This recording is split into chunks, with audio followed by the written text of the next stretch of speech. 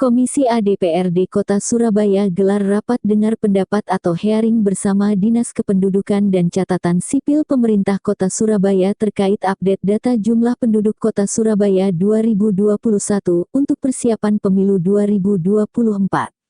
Rapat dengar pendapat tersebut digelar menindaklanjuti rapat Komisi A DPRD Kota Surabaya bersama Komisi Pemilihan Umum atau KPU Kota Surabaya beberapa hari yang lalu.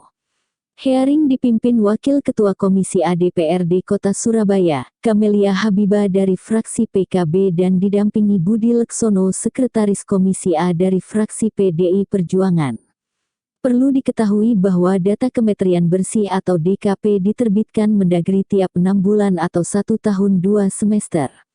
Dalam rapat dengar pendapat mengenai update data jumlah penduduk Kota Surabaya, Wakil Ketua Komisi A DPRD Kota Surabaya, Camelia Habibah mengatakan, pernah menyampaikan bahwa data kita di akhir 2019 kemarin itu sudah mencapai 3 juta lebih yang disetorkan kepada Mendagri.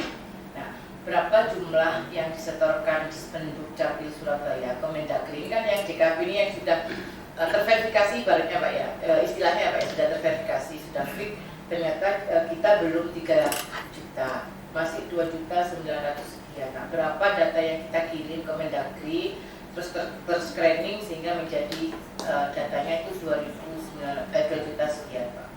Terus terkait dengan pendataan Pak, memang masih ada beberapa masyarakat kita, mungkin masyarakat yang daerah-daerah pinggiran, Semampir, Kenjeran, dan juga daerah pinggir rel itu di Bubutan itu banyak sekali anak-anak yatim yang orang tuanya itu namanya masih ada di KK.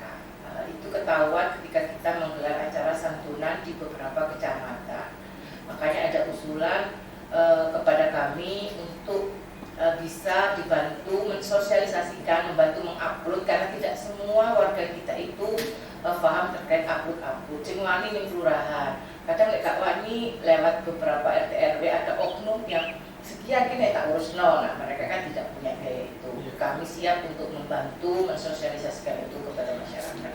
Kembali lagi ke pertanyaan pertama Pak, berapa jumlah yang kita kirim ke kementerian, ke Mendagri itu berapa? Terus nanti itu kalau tidak salah H-2 2021 pertengahan itu harus fix data yang kita kirim itu berapa jumlah penduduk, sehingga nanti ketahuan apakah Surabaya ini di 2024 nambah kursi atau tidak, itu kan tergantung dari jumlah. Bulan Mei kemarin itu kita sudah laporan ke Mendagri yang kita menyetorkan data sekitar 3.017.000 berapa itu yang kita laporkan. Nanti dijadikan DKP berapa oleh kementerian kita nunggu. Biasanya di akhir Juli atau awal Agustus tuh DKP semester pertama akan keluar. Juli akhir atau awal Agustus tuh akan muncul yang namanya DKP semester pertama. Dan akan lagi muncul lagi nanti di akhir 2020 DKP semester 2. Tidak akan ada 2 kali lagi muncul DKP, dan kami sudah mengajukan 3.700.000. Dari ini yang ada di kami yang ke Mendagri untuk dapat diverifikasi oleh Mendagri. Jadi begitu Pak. Dan itu dengan update terakhir ini antara kelahiran dan kematian, ini kan kalau kita sering ya membaca di media, ini bahkan pengurangannya itu sangat tinggi gitu loh. Antara mungkin data dari Dinas Kesehatan sendiri atau dari Dinas Kependudukan, kalau kita melihat itu yang meninggal kan sampai sekian kan gitu. Nah, apakah ini nanti yang saya pikirkan ini kan selalu bilangnya kan pasti. Usai rapat dengar pendapat Kepala Dinas Kependudukan dan Catatan Sipil Pemerintah Kota Surabaya Agus Imam Sonoaji dan Wakil Ketua Komisi A, Camelia Habibah ditemui media Lensa Parlemen mengatakan, data kependudukan itu yang diakui sebagai dasar untuk berbagai kebijakan dan program itu kan data DKP, data Kementerian Bersih. Nah, itu ya data yang disahkan oleh Kemendagri. yang diterbitkan setiap 6 bulan sekali.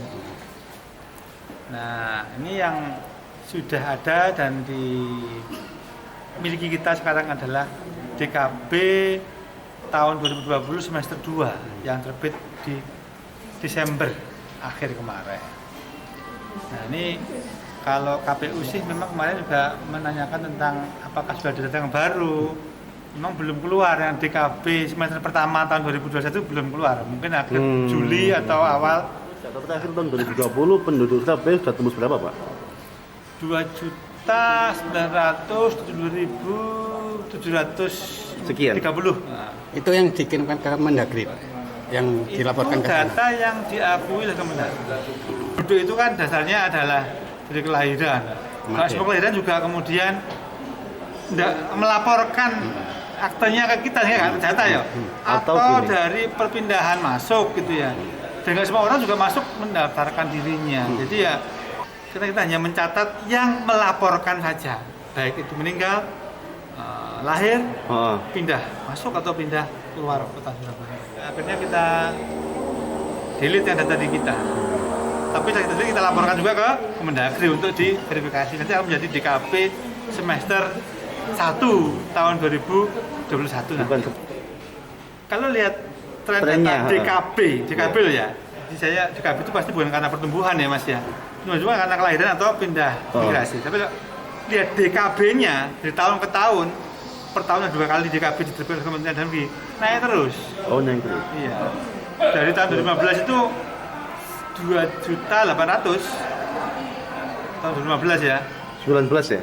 Tahun 2015. Oh, 15. Tahun 2015 itu 2.800.000. Sekarang di akhir tahun 2020 sudah menjadi 2.970.000. Ini mudahnya kan sekitar 100.000 lebih ya.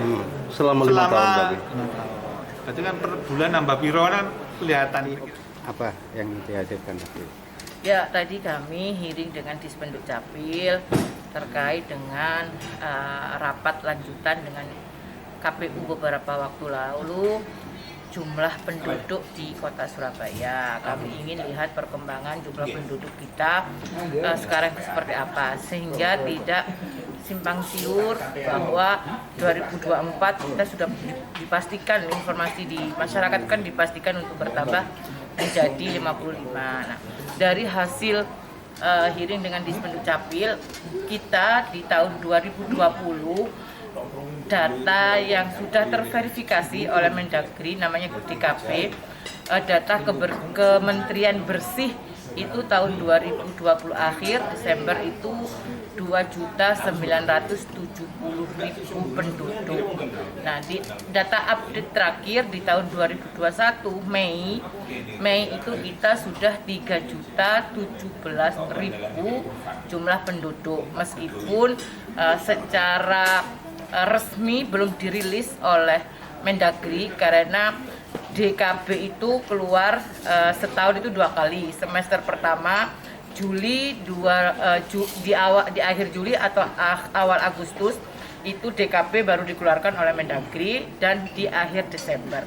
Jadi kita masih ada 3 kali data yang akan kita terima oleh Mendagri sebelum final jumlah penduduk berapa yang ditentukan untuk jumlah kursi. Nah, kalau aturan KPU-nya itu kan H-16 bulan sebelum diselenggarakan pemilu legislatif, yaitu antara Agustus September 2022. Jadi kita masih ada 3 kali.